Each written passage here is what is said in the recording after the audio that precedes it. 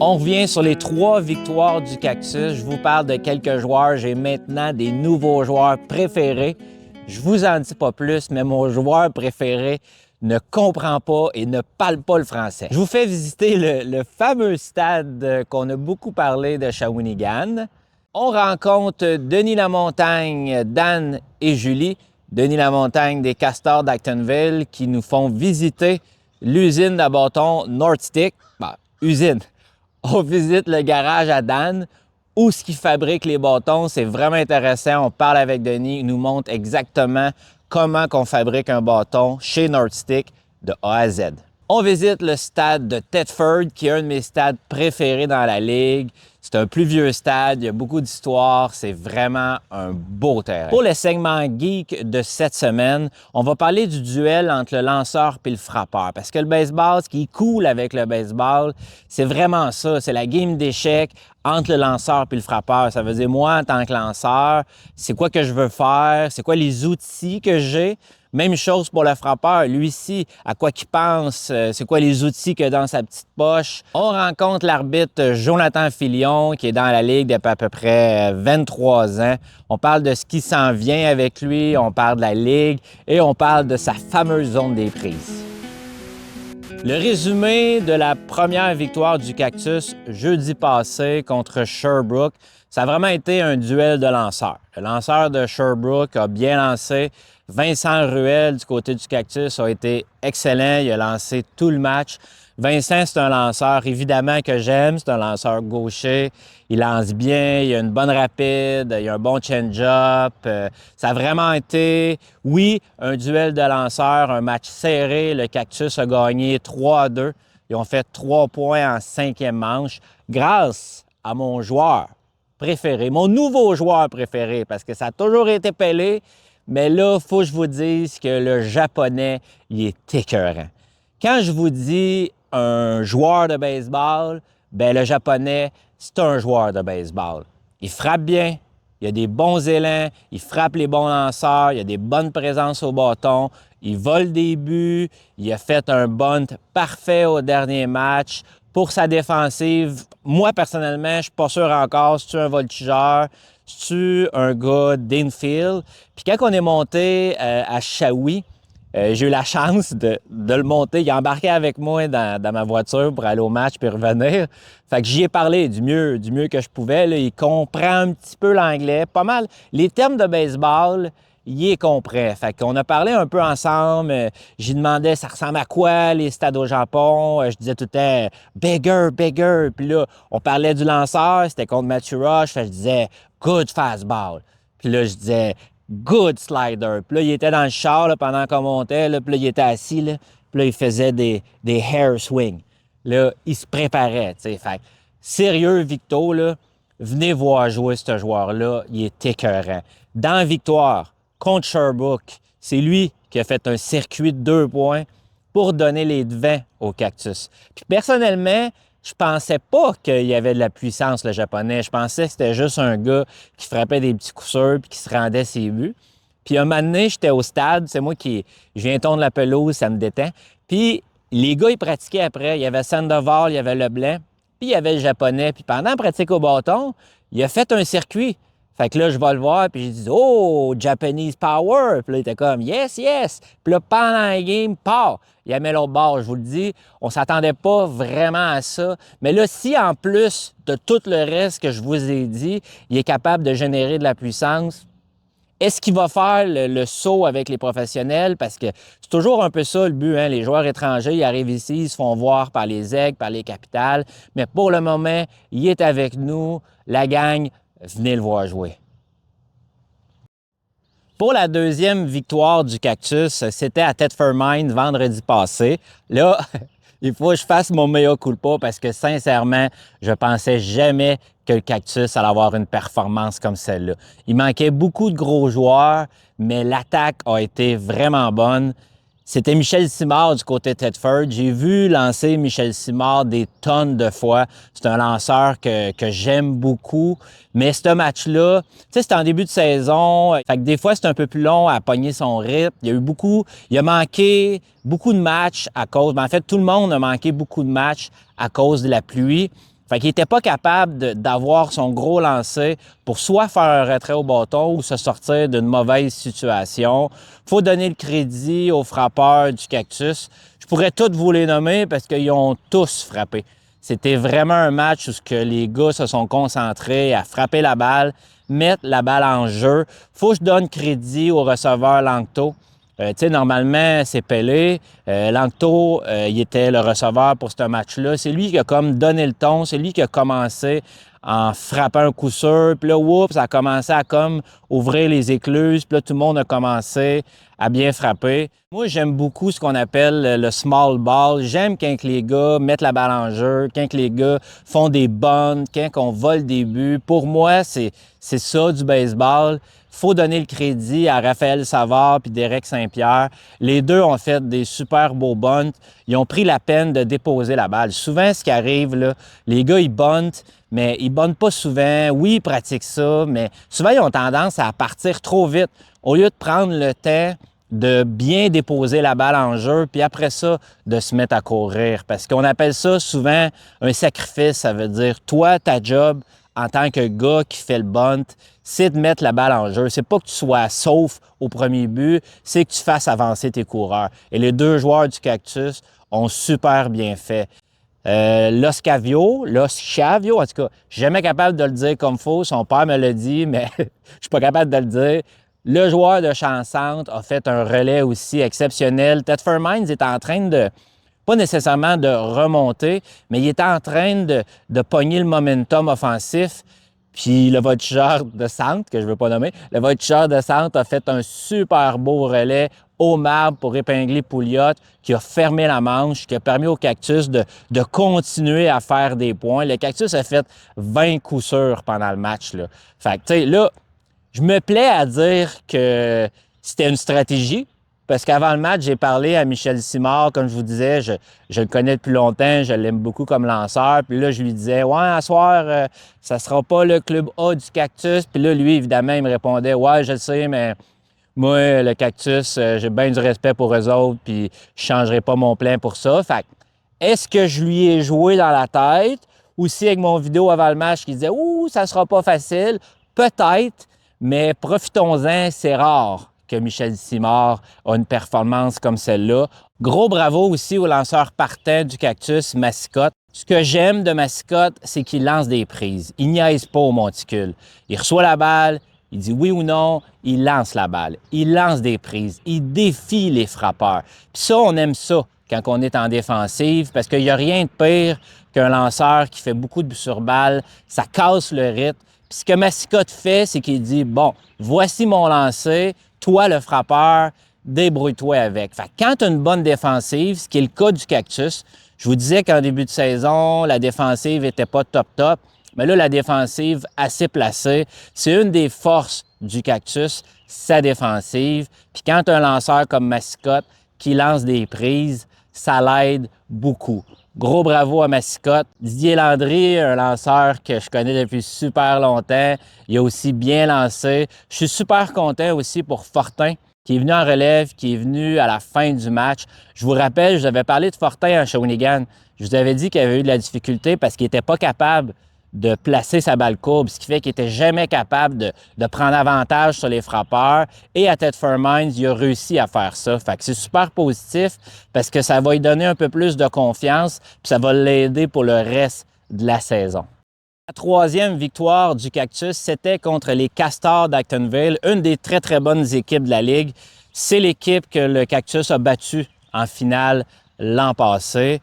Actonville a pris les devants dans le match, dont sur un long circuit de la montagne. Je pense qu'elle est tombée sur le top de la Pro Mutuelle. La Montagne, qui est le fils de Denis Lamontagne, que je vais vous parler un peu plus tard dans l'épisode. C'est vraiment un super bon joueur, bon défensivement, bon bras, bon bâton. Fait qu'Actonville ont pris les devants tôt dans le match et le Cactus, tranquillement, pas vite, a pris son élan au bâton. Et là, je pense que Pelé a commencé à sentir que le Japonais devenait mon joueur préféré parce qu'encore une fois, Pelé a fait un circuit pour donner les devants au Cactus.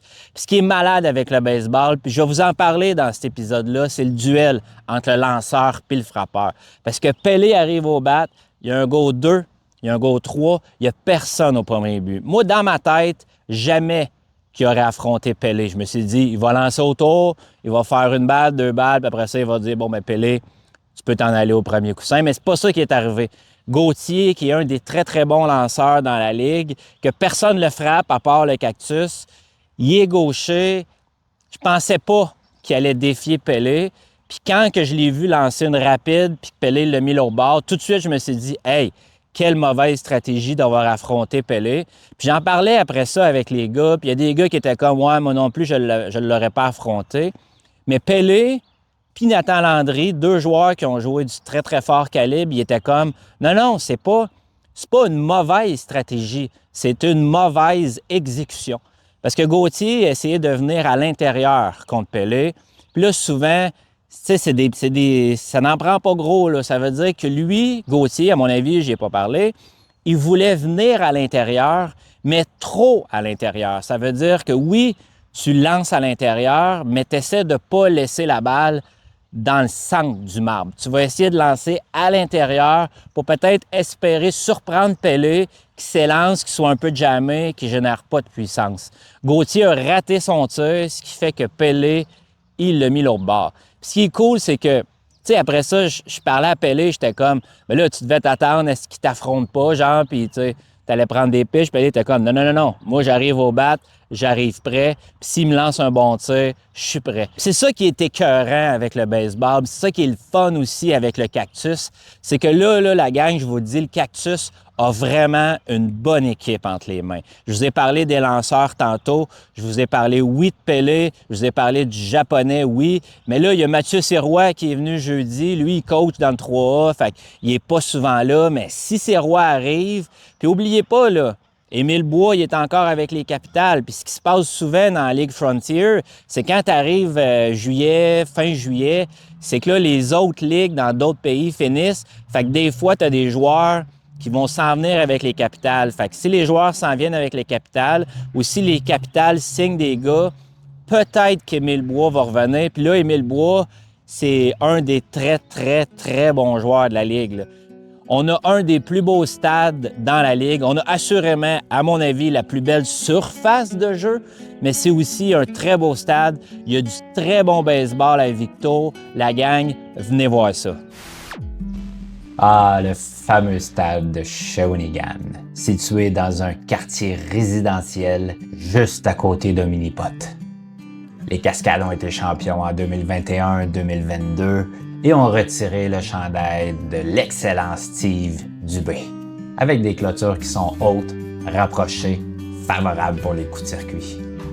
Avec une belle pelouse bien tondue, le champ extérieur est très beau. Les estrades sont grandes, propres, rapprochées du terrain pour une belle vision sur le match. Le fameux champ intérieur. Comme vous voyez, le sable est mou, ce qui rend la balle imprévisible, ce qui donne aussi des difficultés aux coureurs d'avoir des bons départs. Et si jamais tu glisses au deuxième coussin et que tu arrives à pleine vitesse et que tu pèses plus que 112 livres, ça se peut que tu creuses un peu en arrivant au deuxième. Malgré ces petites imperfections, le stade de Shawinigan reste une belle place pour voir du bon baseball.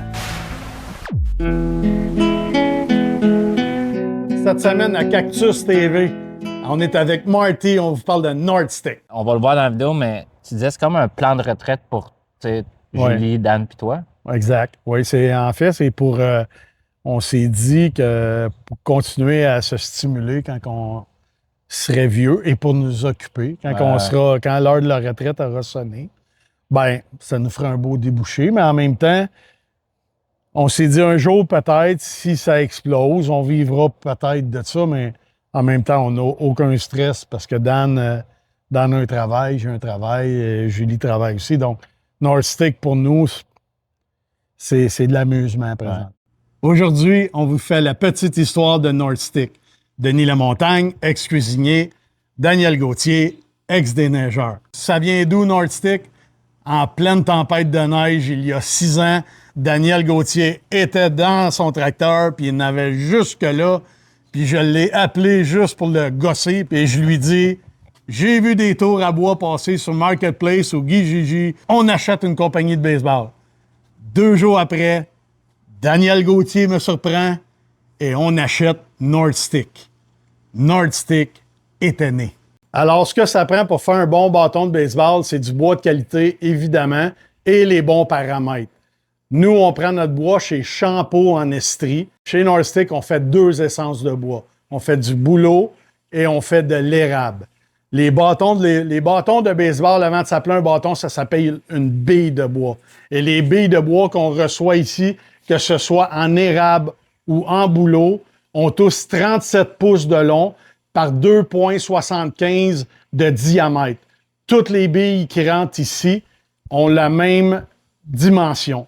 Alors maintenant, qu'est-ce qu'on va faire pour avoir un bâton de qualité? Il y a certains paramètres à respecter. Vous allez voir une charte qui va vous montrer comment on fait pour arriver avec un bâton qu'on appelle le -3. Ça veut dire qu'il y a une différence de longueur et de poids de -3, donc 33 pouces de long par une pesanteur de 30 onces. Okay, maintenant, on passe à la fabrication des bâtons.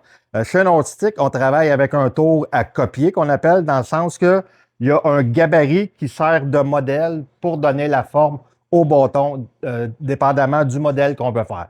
La manière que ça fonctionne, comme j'ai expliqué, il y a un gabarit et ça travaille avec... Il y a deux couteaux qui vont travailler la bille simultanément, dans le sens qu'il y a un premier couteau en avant du stabilisateur qu'on voit malheureusement pas, mais qui va empêcher la bille de vibrer.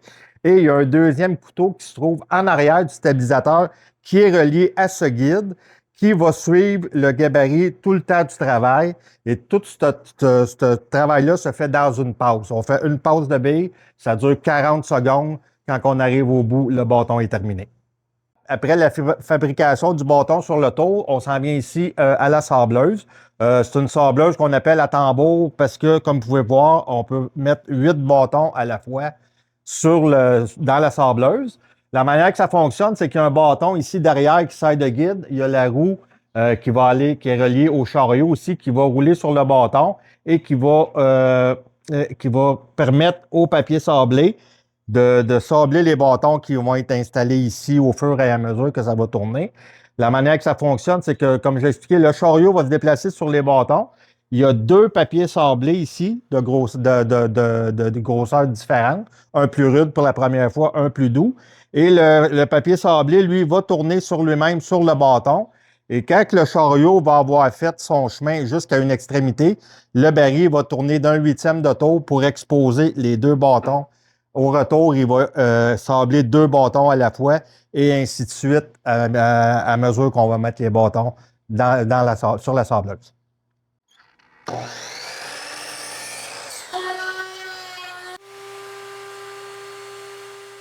Maintenant, on est en haut dans l'atelier. Ici, c'est mon endroit principal de travail, c'est la peinture. La peinture, c'est aux exigences du client. Si tu le veux brûler, si tu le veux bleu, rouge, on a toutes les couleurs. Nous, on les fait ici par immersion. Si j'ai pas la couleur, à ce moment-là, je vais le faire en aérosol. Maintenant, je vais vous en tremper un, voir que ça a l'air. C'est un des bâtons qu'on a tourné tantôt. Alors, par immersion, c'est juste comme ça. Comme un bon vieux cornet. On laisse égoutter. On accroche. Ici, c'est l'opération la plus longue. C'est le séchage. Ici, ça va prendre entre 1 et 2 journées au moins pour appliquer les couleurs. Ensuite, qu'est-ce qu'on va faire? On va tremper les bâtons dans 2 solutions de vernis. Une solution qui est à 50% vernis, 50% eau. Et une autre solution qui est à 70% vernis, 30% eau pour faire la finition qui ressemble un peu à un miroir là, pour que le bâton soit lustré au maximum pour le look, pour les joueurs. Alors, c'est ça que ça va donner ici, les bâtons, la peinture, c'est ici que ça se fait. Là, on est rendu à l'étape de la gravure. Donc, sur les bâtons, on inscrit le modèle du bâton, le nom du client, le surnom. On peut même y mettre un logo. Dans le fond, moi, je peux prendre n'importe quelle image sur Internet que je vais que je vais rentrer dans le programme ici. Je vais le modifier un petit peu parce qu'il faut que ce soit des logos où ça va bien sortir en noir et blanc parce qu'on ne peut pas mettre de couleur là, sur les logos, à moins que ça soit tout uni là, à la fin. Maintenant, dans une des étapes finales, c'est la pyrogravure. Donc, ça va être c'est gravé au laser à l'aide d'un moyen d'un tube de CO2. Alors, le gaz, il va refléter sur 4 miroirs pour aller à la fin de parcours, graver un bâton. Donc, la flamme, elle, a fait entrer à l'intérieur. C'est en anglais, on dit groover, là, c'est encaver. Alors, c'est à ce moment-là, à la fin, on va vous montrer avec Julie comment qu'on fait pour mettre les couleurs à l'intérieur de l'écriture à cause de cette encaveur, grâce à cette encaveur-là. Alors, l'étape finale ici, c'est qu'on va venir apposer la peinture à l'intérieur de l'encaveur que la pyrograveuse a fait. Donc, ça, c'est l'étape finale. On va venir colorer la couleur du choix du client et on va aussi venir apposer les étiquettes aussi de la couleur du choix du client. Donc, on a pas mal toutes les couleurs. Alors, à ce moment-ci, là, le bâton est pas mal terminé, puis c'est le choix du chef. On parle du test de la goutte d'encre, de Ink Dot Test. Si vous regardez la télé ou vous allez dans un magasin et vous avez ce genre de point blanc-là au travers du bâton, c'est une goutte d'encre. Cette goutte d'encre-là, ça consiste à quoi? Ça consiste à prouver au client qu'il a un bâton de qualité. Pour ce faire, on va venir faire une goutte d'encre qui va suivre le chemin du grain et ce, à l'intérieur des 12 premiers pouces du bâton. Alors, cette goutte-là doit rester droite et pas avoir une dénivellation de plus de 3 degrés. C'est avec ce genre de petit outil-là qu'on peut voir si le grain du bois est droit. Si le grain du bois a moins que 3 degrés, vous avez un bâton de qualité. Qu'est-ce qui était tough quand, tu sais, mettons, tous les défis que vous avez eus, les trois ensemble, peut-être de passer autant de temps avec Dan ou avec Julie? Là, non, pas tant. Pas tant à comparer la COVID, je te dirais. Parce qu'on a acheté ça en décembre 2019.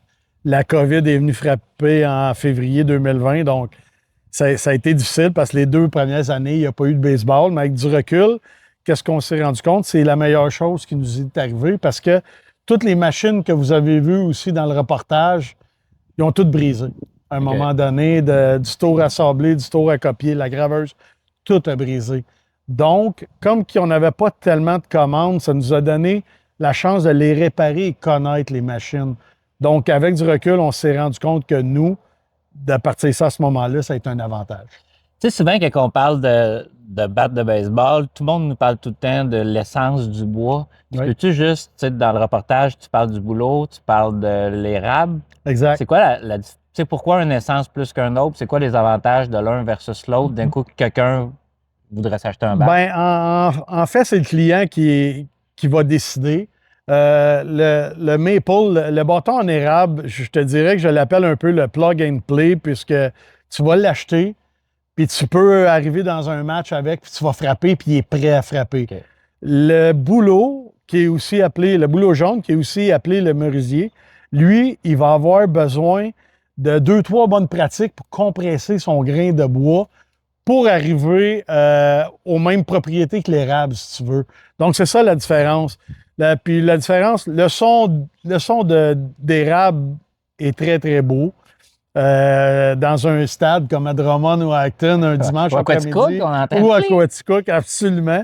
Donc, c'est le fun, un son d'érable. Et nous, la chance qu'on a, tu parlais d'essence chez North Six, c'est qu'on fait les deux. Sinon, Mark Lumber, je sais qu'il fait un peu de boulot, mais il se concentre beaucoup dans l'érable et B45 ne fait que du merisier.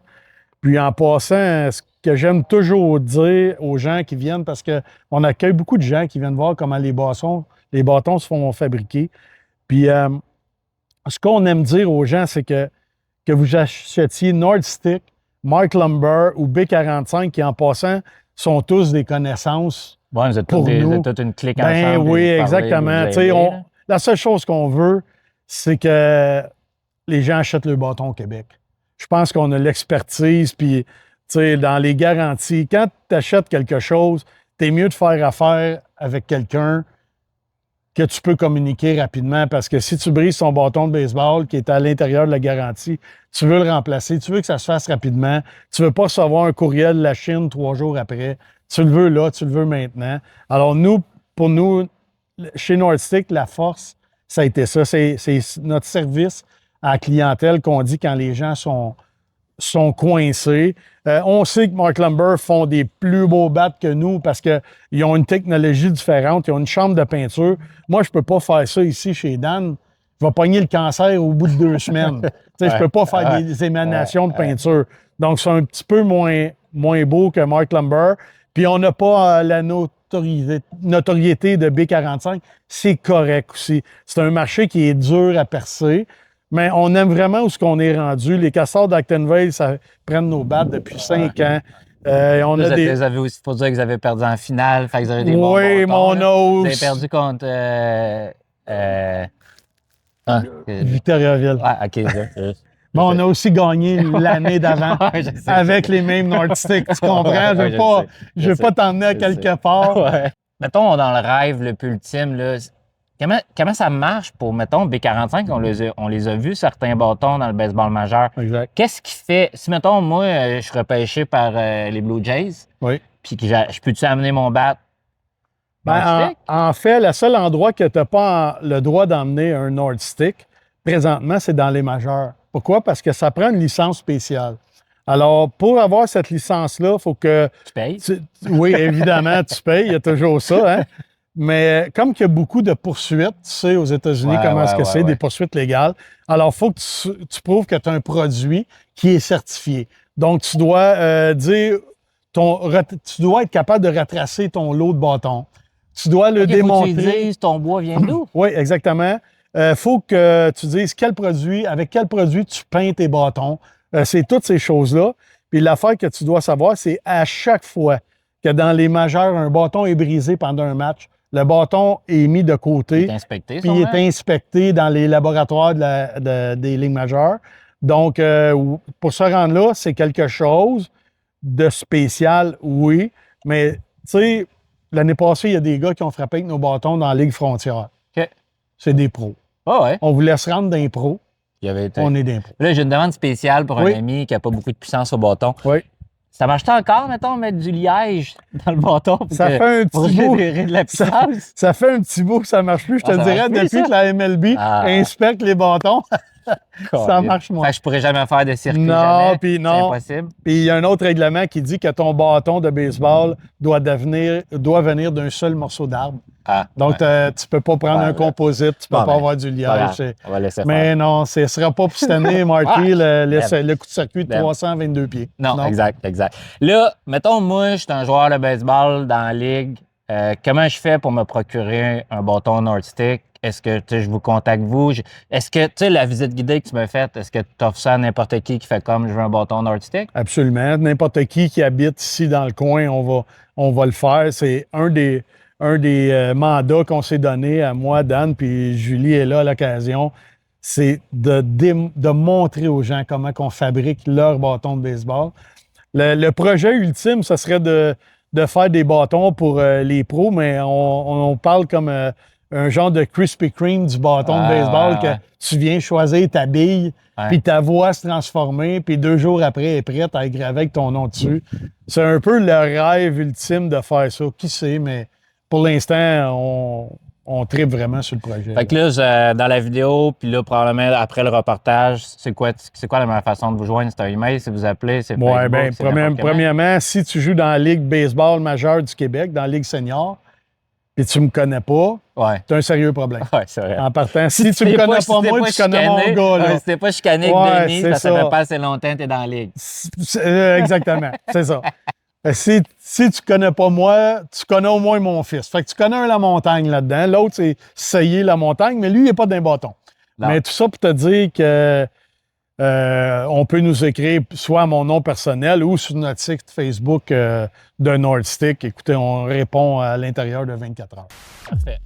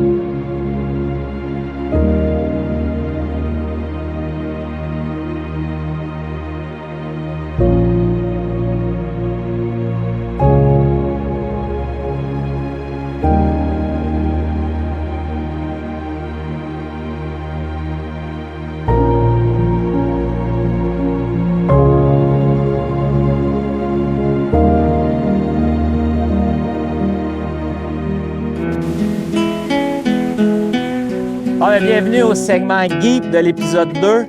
J'ai un invité, Raphaël John Leblanc. Moi, j'aime ça l'appeler. Je trouve que John Leblanc, ça fait plus dangereux au bâton. Je vais t'appeler avec John Leblanc. Merci d'être là. Ça fait plaisir. John. Bien content d'être là. Là, aujourd'hui, on s'adresse aux fans de baseball, oui, mais pas nécessairement. Tu sais, les gars dans la ligue qui connaissent la game vont peut-être trouver ça un peu basique, mais c'est quand vous êtes dans les estrades ou vous regardez une game de baseball, John et moi, on va comme vous montrer un genre de cue. Quoi regarder? Je trouve qu'il est important, quand vous venez voir une game de baseball ou vous regardez à la télé, regardez le lanceur quand il se réchauffe. Parce que le lanceur, quand il se réchauffe, il va vous donner des indices. Ça veut dire, si moi, je suis au monticule en train de me réchauffer, faut que j'avertisse mon catcher de c'est quoi que je lance dans l'échauffement. Fait que je vais lui dire rapide, je vais faire change-up, puis je vais faire courbe. Ça veut dire, quand je vais me réchauffer, si je fais ça, ça veut dire que je lance une rapide. Fait que soyez attentifs quand vous êtes dans les estrades, parce que là, le lanceur va comme vous dire c'est quoi les lancers qu'il y a. Fait que quand vous avez un peu une petite idée de c'est quoi que le lanceur a comme répertoire, ça va être plus facile pour vous autres. Quand vous avez affronté le lanceur de Drummond, l'Australien, je disais au monde, il faut que vous compreniez que c'est beaucoup plus difficile pour le frappeur de ne pas connaître le lanceur que pour le lanceur de ne pas connaître le frappeur. Quand tu n'as jamais vu ses trajectoires, ben là, ça devient un peu compliqué parce qu'il n'y a pas de vidéo, là, tu le sais pas, là, c'est quoi qu'il lance, puis tu bien beau le demander l'autre bord. Non, souvent, ils ne veulent pas nous le dire.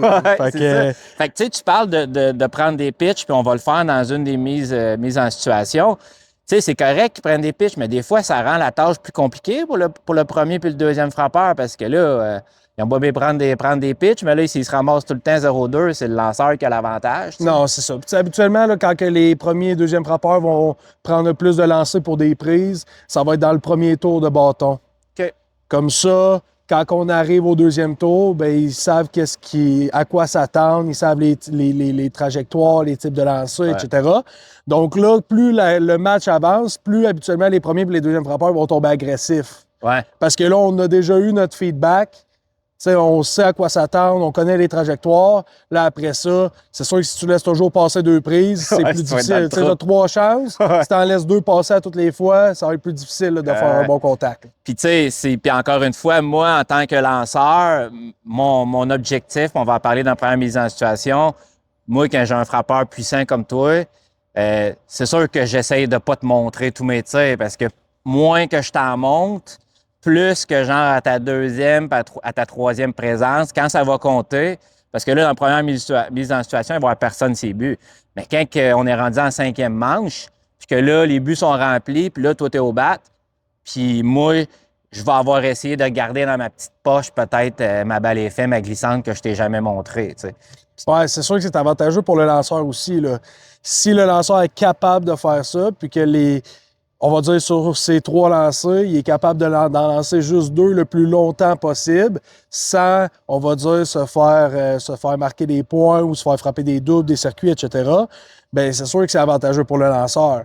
Parce que justement, comme tu disais, quand ça compte, bien là, si moi, j'ai pas vu une balle glissante de la journée, puis que là, il m'arrive en 6e manche, puis il m'en lance 2, je peux être surpris. Je peux être surpris. Donc, c'est sûr que du côté du lanceur, le plus que tu es capable soit de mixer tes lancers comme il faut ou de t'en garder un dans ta poche en arrière puis de faire « Hey, celui-là, je vais le garder. » Ou de varier ta vitesse. Je peux te lancer de rapide, mais je peux te lancer à différentes puissances. Je n'ai pas besoin de te lancer à de toutes mes forces au début. T'sais. Exact. Puis aussi, il y a le fait que, on va dire on se fait affronter ici, à l'extérieur. Pour moi, vu que je suis un frappeur gaucher tout le match, ben en 6e manche, 7e manche, ça se peut que je me fasse affronter à l'intérieur.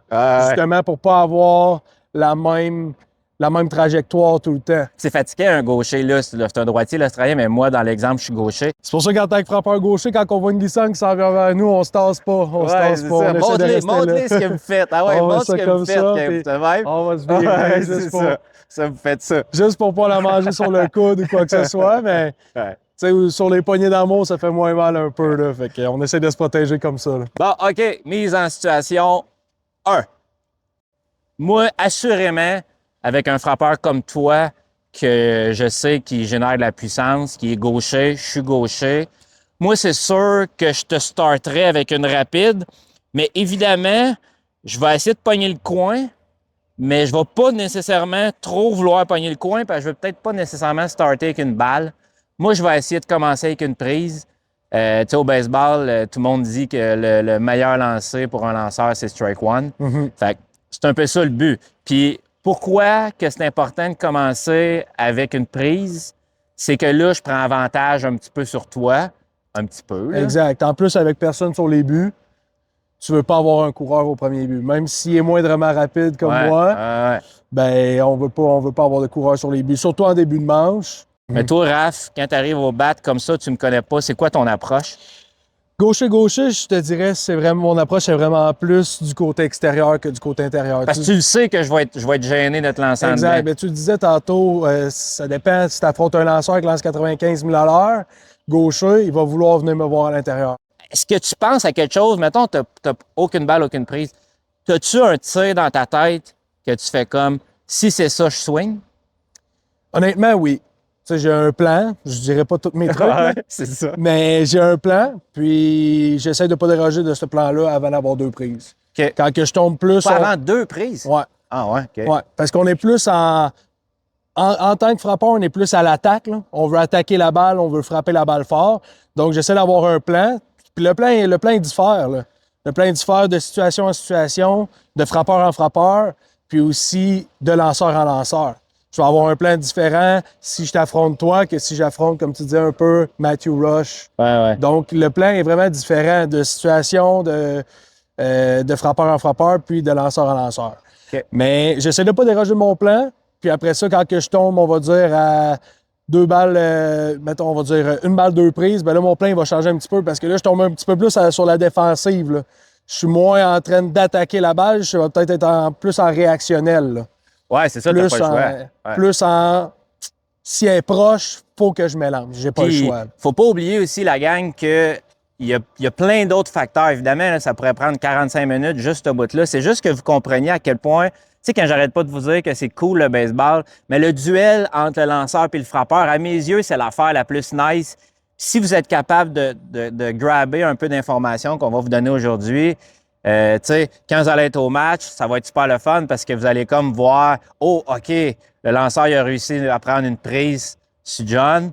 Là, lui, il faut qu'il s'adapte. Il faut que je pense différemment, il faut que j'agisse différemment. Mon plan peut changer un petit peu, ça dépend aussi de lanceur en lanceur puis de situation en situation, là, comme je disais tantôt. Mais habituellement, on essaie toujours d'avoir le même plan. Tu connais un peu ses trajectoires, tu sais qu'il est dominant. Mais là, des fois, est-ce que vous vous dites, OK, ça donne rien de le laisser lancer parce que plus qu'il va lancer, plus qu'il va pogner le rythme. Sauf que si vous êtes trop agressif au bat puis vous faites retirer, vous donnez full avantage au lanceur. Oui, c'est sûr. Dans un certain sens, nous, qu'est-ce qu'on veut, c'est faire lancer le lanceur le plus longtemps possible.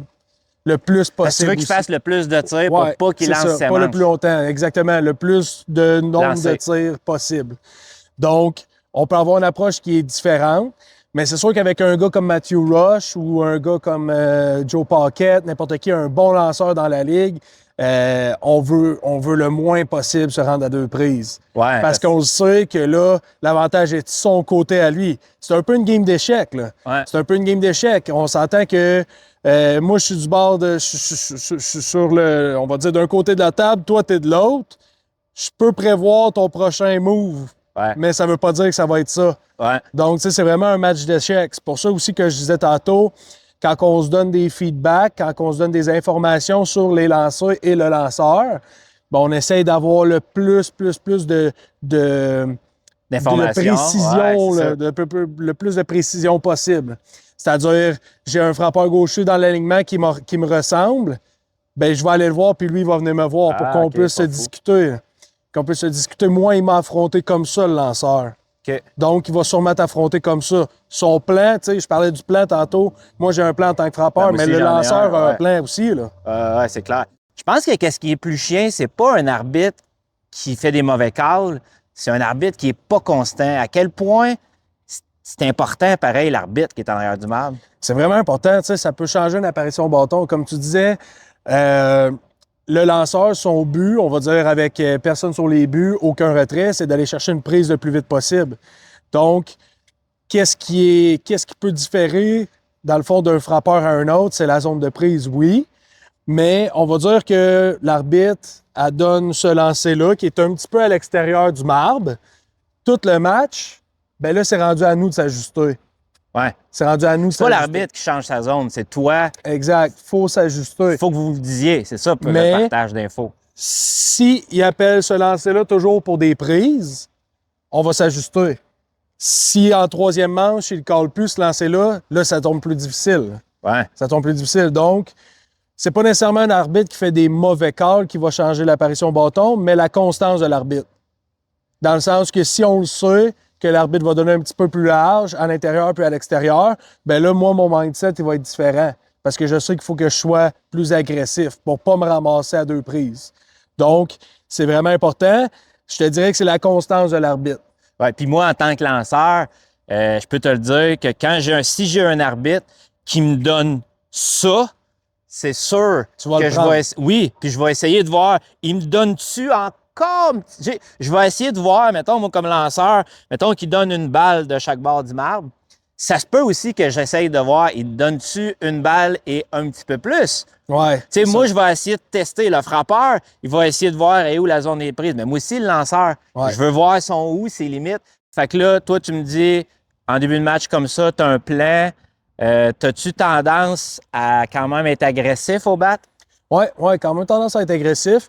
Je te dirais, c'est la première fois, on va dire, que je te vois, toi, en tant que lanceur, puis c'est la première fois que je joue au bâton de la journée aussi. Je vais peut-être être un petit peu plus passif, Ouais. mais je vais Mais essayer. tu sais, en fait, ce qui est cool avec le baseball, c'est, tu l'as dit tantôt, c'est les jeux d'échecs, mais la game, elle peut virer parce que là, tout ce qu'on vous dit, là, c'est du basic. Mais mettons, moi, je veux commencer avec une prise, toi, tu dis, je vais attaquer, mais et là, la game, c'est de le flipper de bord. Ça veut dire, toi, tu dis, ah, il va faire ça. Moi, je me dis, ah, il va faire ça. Puis là, paf, toi, tu sautes sur le premier tir, puis tu m'accalisses l'autre bord. Exactement, c'est des possibilités qui peuvent arriver.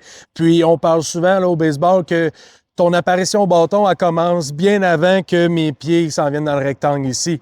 Ça revient un peu à ce que je disais tantôt quand on se donne des feedbacks, tout ça. Quand on est sur le banc, on essaye d'évaluer le lanceur, de voir ses trajectoires, de savoir comment il peut affronter Comment un il tel, bouge aussi. un tu sais, tel. êtes-vous capable, tu sais, des fois, vous êtes capable de déceler la manière qu'il bouge, la manière qu'il lâche la balle ou qu'il. Exactement. Tu sais, on va dire que il y a des lanceurs, là, c'est moins. Je te dirais que c'est moins. Ça arrive moins souvent à notre niveau, Ouais. mais il y a des lanceurs qu'on va dire ils vont sortir leur balle rapide ici, puis ils vont sortir leur balle courbe ici.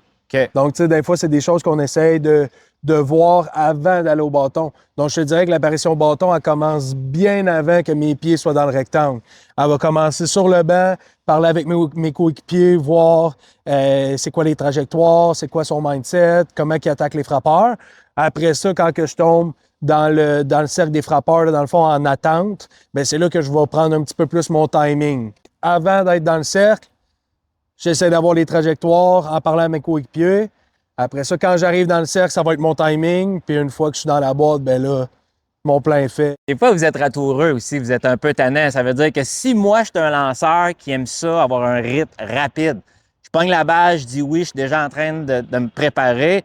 Souvent, vous autres, les frappeurs, là, toi, mettons, tu prendrais ton temps, tu détacherais tes spikes. Tu sais, il y a la game mentale aussi avec Ouais, le j'ai pitcher. une graine dans l'œil, Ouais, des c'est trucs ça. comme ça, là, mais c'est ça. C'est comme je disais un peu tantôt, là, c'est une game d'échecs. Fait que si on est capable de déstabiliser un petit peu notre adversaire par n'importe quel moyen, on peut essayer de le faire. Il y en a qui le font trop, puis il y en a qui le font pas assez. Je veux dire un gros merci à Raphaël. Tu sais, ce projet-là, Cactus TV, c'est plus que de monde qui vont participer. Fait que merci d'avoir fait ça. Ça fait plaisir. Puis là, quand vous allez croiser Raphaël, il n'a pas peur d'y parler. Hey, qu'est-ce que je fais? Qu'est-ce que tu vas faire? Comment tu vas faire l'approche? Je suis pas méchant. Non, c'est ça, il est parlant. Ouais, c'est ça, il fait peur parce qu'il pourrait te faire mal, il pourrait te tordre un coup, mais super smart, merci. Puis on va se trouver une autre capsule, puis je pense que tu vas venir, t'es rendu mon co-animateur préféré. Parfait, ça. Merci, Marty. Yeah!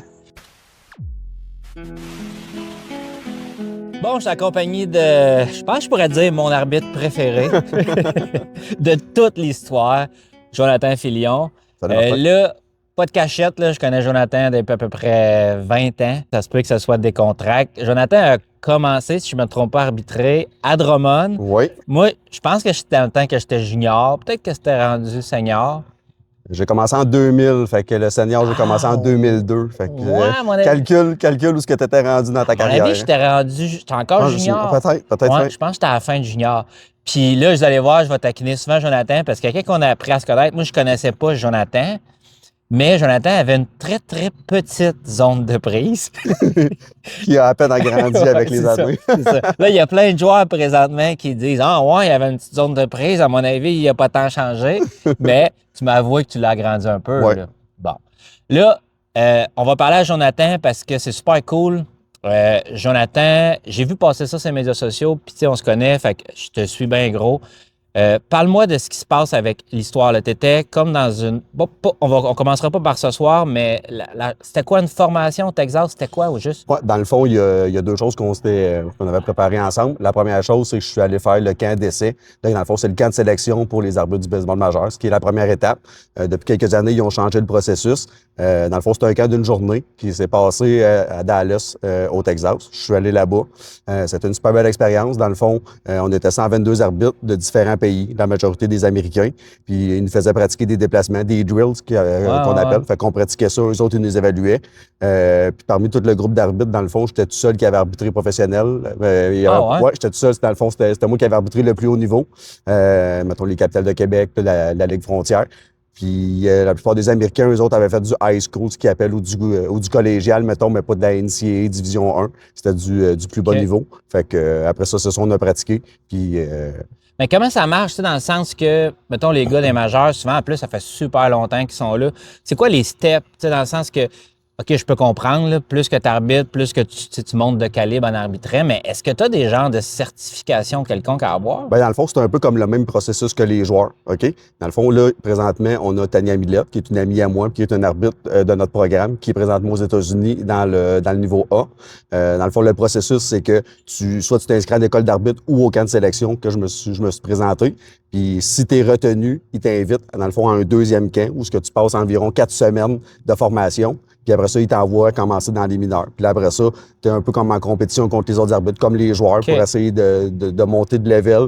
Puis tu es supervisé par soit des arbitres des majeurs ou des superviseurs qui font partie de la ligue. Puis plus que tu progresses, ben tu montes après ça A fort, 2A, 3A, mais t'as pas puis en des espérant des tests majeurs. à chaque niveau. Tu sais, mettons, tu peux commencer à fort, puis s'il y a du monde qui font comme « Hey, Filion, il est bon », puis là... On va l'upgrader, mais t'as pas besoin de passer des tests à chaque fois. Il y avait un match dimanche, et là, il y avait 4 arbitres. Là, j'ai parlé à ton superviseur. Ouais. Il avait mis une GoPro en arrière, il m'a montré son cartable qu'il avait à peu près. Là, il m'expliquait que tu as comme plein de positions qu'il faut que tu te mettes par rapport à où est-ce que la balle se déplace. Est-ce que ça a un lien ensemble? Pourquoi tu faisais ça ce soir? Bien, dans le fond, ça s'explique. La raison pour laquelle aujourd'hui, on a officié à 4 arbitres, ce qui est quand même hors du commun. Parce que normalement, c'est 2 ici. C'est ça. Puis Frontier, c'est combien? C'est 3. OK. Dans le fond, la raison pour laquelle on était 4 aujourd'hui, c'est que pour faire une histoire relativement courte, j'ai participé à un tournoi l'année passée à Toronto, qui est un showcase pour les joueurs canadiens qui vont être admissibles au repêchage du baseball majeur. Là, tu parles des joueurs. Oui, des joueurs. Okay. Ça s'appelle, anciennement, ça s'appelait le Tournament 12. Maintenant, c'est le Canadian Future Showcase. Okay. C'est organisé par les Blue Jays. Fait que dans le fond, moi, j'étais un des arbitres québécois invités à aller là-bas. J'ai quand même bien performé, puis ils ont retenu ma candidature pour me mettre dans un programme de mentorat qu'on appelle. Fait que dans le fond, ce programme de mentorat-là, ce qui m'amène, c'est d'être supervisé par un mentor qui est M. Yves Gagnon, qui a fait du baseball. Oui, mais ça faisait genre vrai... Je dis 65 ans, c'est pas ça, là, mais sans se cacher que c'est une légende au Québec. C'est quelqu'un qui a marqué l'arbitrage, qui a donné énormément de son temps, qui est au temple de la renommée du baseball Québec. Oui, c'est une légende pour les arbitres. On est comme, on sait pas c'est qui, mais tu sais, toi qui es un arbitre. C'est ça. Pour nous autres, dans l'arbitrage, c'est une légende. Dans le fond, c'est la personne qui est attitrée pour être mon mentor, qui me supervise. C'est pour ça que les parties étaient filmées. Puis l'enjeu, dans le fond, c'est que ma candidature soit recommandée pour une admissibilité dans un championnat du monde. Ça me fascine parce que, tu sais, comme aujourd'hui, tu es allé à Thetford. Là, tu t'en viens aujourd'hui. Tu sais, je le sais parce qu'on se connaît, mais tu sais, tu es quand même police, tu sais, dans le sens. Pourquoi tu fais ça? C'est la même réponse que les joueurs. C'est la même raison pour laquelle ils prennent des congés, ils laissent leur famille à la maison. C'est vraiment pour l'amour du baseball. Faire un résumé de ma carrière, dans le fond, j'ai joué, moi, jusqu'à Bantam. T'as joué, toi? J'ai joué, ouais, pas longtemps. T'étais-tu bon? Non, c'est pas très bon. T'étais-tu catcher? Je jouais à la réco, puis au deuxième but. Chialais-tu contre les arbitres? Jamais. OK. Tu trouvais-tu que les arbitres avaient une petite zone de J'ai prise? trouvé ça vert. Fait que dans le fond, j'ai tout le temps aimé, j'ai tout le temps été un passionné de baseball, mais je savais que mon talent était limité. Fait que T'avais j'ai- un talent limité. Ouais, je disais, c'est pas Moi, je limité, dis tout le temps ça. je dirais Souvent, comme les ça. arbitres, là, c'est des joueurs frustrés qui étaient pas assez bons. C'est-tu vrai, ça? Non. OK. Fait que j'ai commencé par marquer. Puis après ça, j'avais gravi les échelons aussi au niveau des marqueurs. Ah ouais. Fait que j'avais marqué au championnat du monde à Sherbrooke en 2002. J'avais remplacé aussi 2 matchs des Expos contre les Braves. Ça me prenait un nouveau. T'as remplacé 2 Ouais, matchs des j'ai- Expos contre ouais, les comme Braves. marqueur officiel Ah ouais. des Expos. Fait que ça me prenait comme un nouveau défi. Fait qu'en 2000, j'ai commencé à arbitrer. Et là, la passion, là, ça a été vraiment x10. Fait que c'est ce qui m'amène à délaisser famille, amis, prendre des congés. Puis je C'est fou continue pareil le là-dedans. chemin que vous faites. Tu sais, puis c'est super drôle parce que, tu sais, Jonathan, quand il a commencé, t'étais jeune, là, t'avais quel âge? J'avais 16 ans. Hey, man, Ouais. il était jeune, puis avec politesse, t'étais coquille, tu sais, dans le sens que t'aurais pu te faire intimider par du monde plus vieux que toi, puis t'étais comme, tu tenais ta zone des prises, puis ça vient d'où, ça? Comment ça que t'as ce drive-là? Ben, je pense que un a influencé l'autre. Je pense que ma carrière de policier m'a aidé énormément dans l'arbitrage à gagner ma confiance. Parce que si être on en s'entend, relation. c'est plus payant être arbitre que police. Oui, effectivement, c'est sûr que les avantages sociaux et tout ce qui vient. Ouais, ben oui, je c'est pense sûr que vous la- avez un syndicat puis tout, les Ouais, arbitres. ouais. OK, je pense que c'est ça. Ouais. Fait que c'est très fort aussi. Fait que la convention collective est suivie à la lettre. Non, sérieusement, au risque de me répéter, je pense qu'un a influencé l'autre. La relation avec les gens, d'être capable de prendre le contrôle d'une situation, ça m'a aidé autant, je pense, dans l'arbitrage que dans mes débuts comme policier. Tu arrives dans des situations de crise, les gens sont désorganisés. Fait que tu as à prendre contrôle, à gérer ça. Fait que plus que tu es volubile, plus que tu es capable de parler, puis de dialoguer, puis de calmer les gens. Tu sais, souvent, je me fais dire, qu'est-ce qui différencie toi, mettons, d'un autre officiel? Bien, je pense que ça a apparu peut-être un peu ce soir. C'est ma façon d'interagir avec les joueurs, avec les entraîneurs. Je demeure un gars qui est quand même parlable. Fait que si tu as une bonne approche envers moi, c'est sûr que j'aurai une bonne approche envers toi. Ça fait quoi? Moi, dans ma tête, j'ai 23 ans. Ça veut dire depuis le début de la Ligue baseball majeur que tu arbitres dans Ouais, la je Ligue? suis là depuis le début de la Ligue, dans le fond, avec quelques autres là, qui restent, là, Patrick Allard, Sébastien Gagnon, René Provencher, Martin Gravel, Hugues Lafrenière. On nous appelle les vieux loups, Ouais, mais on c'est est ça, encore vous êtes des vieux. on est encore quelques vieux qui sont là depuis le début de la Ligue. Ouais. Fait que ce que je veux savoir avec toi, c'est est-ce que tu peux m'expliquer l'évolution de la Ligue? Selon toi, qu'est-ce qui a changé le plus dans la Ligue? Je dirais 2 choses. La première, c'est la qualité des lanceurs. La qualité Ouais, des lanceurs, c'est vrai, ça a hein? été- À chaque match, on voit il me semble dans le temps, t'avais, mettons, un Michel Simard, mais t'avais un Michel Simard à Tedford. Ouais. Là, on dirait que t'en as un dans chaque club. Ben, dans le fond, oui, la qualité des lanceurs, le fait que les organisations sont de plus en plus organisées, structurées. Il y en a plusieurs qui investissent énormément de temps puis que c'est sérieux, ils prennent ça au sérieux. Il y a du recrutement qui est fait, Ouais. ils vont chercher des joueurs internationaux. Fait que c'est sûr que ça se répercute, nous autres aussi, sur la qualité des matchs. Les lanceurs, souvent qui étaient ton deuxième ou ton troisième, ben ils se ramassent un petit peu plus loin dans ta séquence Ouais. de lanceurs parce que les lanceurs qui viennent, soit des lanceurs internationaux, c'est vraiment... C'est vrai parce que, tu sais, on en parle souvent, on voit les joueurs internationaux, puis souvent, ça va comme être un tremplin pour eux autres. Ça veut dire des gars, ils vont venir ici en se disant, hey, je vais me faire voir par les capitales ou Ben, les ailes. plus que la Ligue se fait parler aussi, puis le fait aussi qu'il y ait des joueurs qui ont été recrutés, ben veux pas, ça se parle aussi entre eux autres. Fait que Ouais. ça amène une facilité d'attirer d'autres lanceurs. Puis je dirais aussi la qualité des infrastructures. Tu sais, de plus en plus, Ouais, c'est vrai. j'ai connu T'as des vu- terrains, t'as vu des on en terrains. parlait tantôt. Ouais. Il y a des terrains qui ont été vraiment négligés par le temps. Puis on regarde ici à Victoriaville, c'est Un beau terrain. un très beau terrain. C'est un des plus beaux au Québec, on s'entend. Il y a d'autres belles infrastructures. Sherbrooke, on en parlait, Quaticook, Actonville. Ouais. Bientôt, là, tu sais, de Drummondville va avoir un nouveau Ouais. stade. On espère aussi que les autres équipes qui sont dans la Ligue puissent emboîter le pas puis avoir des infrastructures comme ils sont capables d'aller chercher quand ils vont à l'étranger. En terminant, là, je te connais plus longtemps encore une fois. Là, on rec. Fait que là, j'aimerais ça qu'on statue une fois pour toutes. C'est quoi la zone des prises? Mettons, moi, je suis un spectateur, OK? OK. Qu'est-ce qu'il faut que je regarde pour savoir ça, c'est une prise, ça, c'est une balle? OK. Là, On va y aller. Ouais, là, on est C'est enregistré, là. Fait que c'est raqué. sûr que les gars Puis vont. c'est sûr que je le garde. C'est sûr que les gars vont le regarder. Oui. Puis si jamais ils sont pas contents, mais qu'ils arrivent au bâton, ils vont me dire hey, je t'ai entendu avec Marty. Fait que, Exact. fait que dans le Exact. fond, je vais y aller très avec la Vas-y. définition du livre des règlements. Dans le OK. fond, la zone de prise, c'est, mettons, dans notre langage, c'est une balle en bas de la palette du genou. Fait un petit peu en bas du genou. En bas de la palette du genou. Ouais, Ma rotule? c'est ça ta rotule. Fait qu'en bas de ma rotule, c'est Une une balle prise. en dessous, c'est une prise. Fait que c'est, tu sais, OK. souvent. Une balle en dessous de ma Ouais. rotule? Ça veut dire, Chris, c'est OK. Ça commence c'est à être bas. C'est pour OK. ça qu'il y a des vidéos, mettons, qu'on voit des majeurs où on trouve que les lancers sont bas ou les receveurs remontent le gain parce que la zone des prises, elle commence là. Puis après OK. ça, c'est au moment où le frappeur amorce son élan pour s'élancer. OK. C'est à mi-chemin entre la ceinture et le milieu des épaules. Fait que souvent, ce qu'on dit... Attends, c'est à peu mi-chemin près de la écoute, ceinture entre les milieux des épaules, ça veut dire c'est à peu près ici. Mais tu sais, souvent, ils vont se pencher. OK, fait que toi, le faut que tu suis. OK, c'est ça. OK. La zone de prise, elle bouge par rapport à comment elle lui bouge, c'est sûr, c'est C'est normal. ça, là. exactement. Fait que mettons qu'il y a un frappeur là, qui se penche. Moi, quand j'étais jeune, là, j'étais comme, OK, je vais me pencher plus, faire une petite zone de prise, mais ça marche. Ça marche, mais si tu t'étires au moment où le lancer s'en vient... Là, ben ta zone de prise a grossi. Puis comment tu Exact. fais, mettons, pour les barres, on s'entend, tu les coins, tu sais, tu donnes-tu une balle sur le coin, tu sais? Parce que moi, je connais les arbitres. OK. Que, mettons que c'est Michel Simard qui lance, il va avoir une balle, puis peut-être un petit peu plus. Mais moi, comme je suis juste avec tout le monde, dans le fond... Toi, t'as une petite zone de J'ai une prise. petite zone, tu l'as avec dit, tout le tu l'as monde. dit tantôt. C'est où Fait tes que- barres? Fait en bas de la rotule, une balle. Puis le marbre. Il faut que la balle touche le marbre. Tu sais. Faut que la balle touche. Oui. Ça veut Une dire. partie, dans le fond, ce que le livre de règlement dit, c'est qu'il faut qu'il y ait une partie de la balle qui touche le marbre. Oh, mais c'est rond. Comment tu sais, C'est rond, c'est le ouais. coin du rond. C'est ça. OK. Tu peux sortir ton rapporteur d'angle, mais tu sais, Ouais, on c'est y ça. va avec l'ensemble. Puis il y OK. a aussi une partie du travail de la qualité du receveur. Tu sais, où ce que, Ouais. comment il va attraper la balle, comment il va gérer Puis tu son sais, des attrapé. fois, là, tu me l'avoueras pas, là. Mettons que tu vois que le catcher se place inside. Ouais, OK? Puis là, le tir, il est outside. ouais. Puis, bah, mettons qu'elle pogne le coin. OK. Mais des fois, vous autres, les arbitres, là, vous faites comme j'y donne pas parce qu'il a raté son tir, le catcher a bougé. C'est vrai ou c'est ça. pas vrai? Je te l'avouerai pas, mais c'est exactement ça la bonne réponse. OK. Ouais, c'est ça.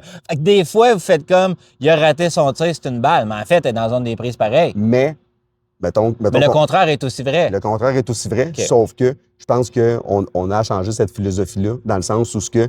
Non, mais une prise devrait être une prise, Ben peu oui, importe si je bouge. le sport s'en vient de plus en plus télévisé Ouais. à tous les niveaux. Ouais, vous autres, Fait vous êtes chanceux, c'est- là, mais on c'est voit ça. rien. Mais ça va s'en venir un jour, peut-être, on ne sait Ouais.